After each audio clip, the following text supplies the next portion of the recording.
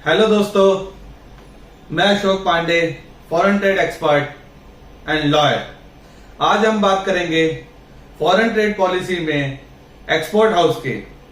Export house क्या होता है, एक्सपोर्ट हाउस लेने के क्या लाभ हैं, एक्सपोर्ट हाउस ना लेने के क्या हानि है, क्या नुकसान है, एक्सपोर्ट हाउस किस एक्सपोर्टर भाइयों को मिल सकता है, उसका वर्गीकरण क्या है, उसका क्राइटेरिया क्या है और उसके सबसे महत्वपूर्ण लाभ क्या है। एक्सपोर्ट हाउस एक सर्टिफिकेट है जो गवर्नमेंट ऑफ इंडिया अपने एक्सपोर्टर भाइयों को उनके एक्सपोर्ट परफॉर्मेंस को देखते हुए देती है।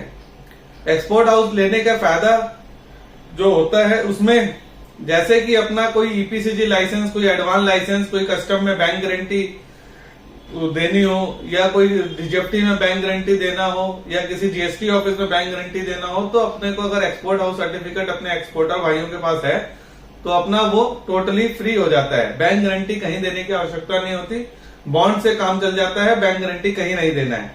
इससे एक्सपोर्टर भाइयों का एक पैसा जो ब्लॉक हो जाता है एफडी के रूप में, वो ब्लॉक नहीं होता है। दूसरा मेजर बेनिफिट, किसी भी तरीके की इंपोर्ट शिपमेंट, किसी भी तरीके का एक्सपोर्ट शिपमेंट, वो अगर कस्टम में अगर आप एग्जीक्यूट करते हैं तो अगर आप एक्सपोर्ट हाउस हैं तो आपको 2 दिन के अंदर उनको क्लियर करना होता है। बेवजह वो परेशान नहीं कर सकते, बेवजह वो वहां पे उसको रोक नहीं सकते हैं। तीसरा मेजर बेनिफिट, अगर कोई भी एप्लीकेशन अगर आप लगाते हैं डीजीएफटी में तो उसको 2 दिन के अंदर उनको उसको करके देना होता है, क्योंकि अगर आप एक्सपोर्ट हाउस हैं, आपके पास एक स्टेटस सर्टिफिकेट है।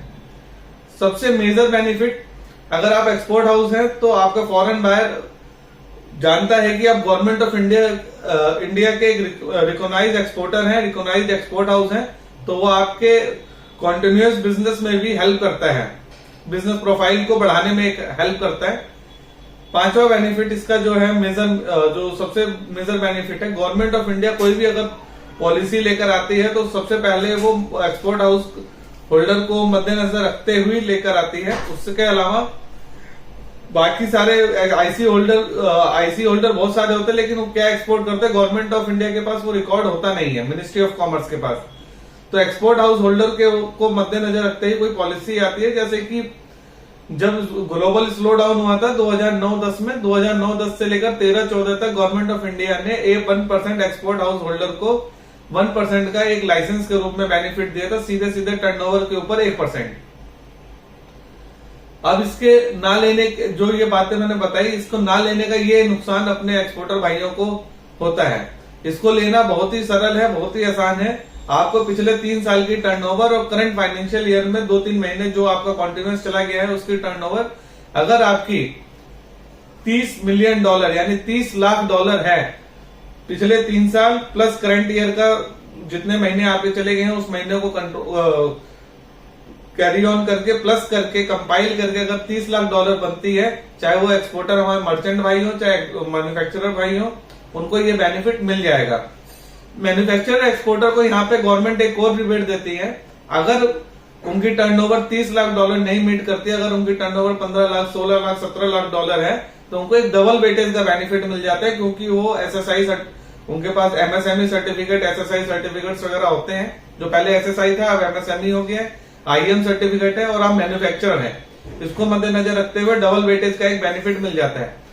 1 टाइम मिलता है, एक बारी आप बनवा लेंगे तो 5 साल की छुट्टी होगी। किसी भी तरीके का कोई भी आपको डॉक्यूमेंटेशन बार बार सबमिट नहीं करना, किसी तरीके की कोई ऑडिट नहीं है, किसी तरीके का कोई कंप्लायंस रिक्वायरमेंट नहीं है। आपको सिंपल एक सर्टिफिकेट लेना है जैसे आपने आईसी कोड लिया था। और हमारी नजर में ये एक्सपोर्ट हाउस बना लेना बहुत ही जरूरी है, बहुत ही साधारण है, बहुत ही रीजनेबल है। आप एक्सपोर्टर भाई आप खुद भी बना सकते हैं और हमारे जैसे कंसल्टेंट को अप्रोच करके हमारी हेल्प भी ले सकते हैं। ताजा नए एक्सपोर्ट इंसेंटिव्स के लिए हमारा चैनल लाइक करें, सब्सक्राइब करें और फॉलो करें। गवर्नमेंट के इंसेंटिव्स के बारे में हम लोग अपने चैनल के माध्यम से आप लोगों को अवगत करा रहे हैं। जय हिंद, शुभ रात्रि, शब्बा खैर।